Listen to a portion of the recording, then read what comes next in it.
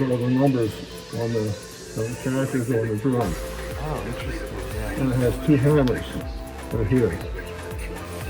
And as the drum's spinning, but it hits the hammer just at the right time. Yeah, on the letter, so it prints the back of the paper and everything. Right. Is this thing gonna print out today, you think? Maybe. Yeah? There it is running. Yeah. And I have this is a long piece. This can use either tin sheet paper or Bristol. So put the paper back in.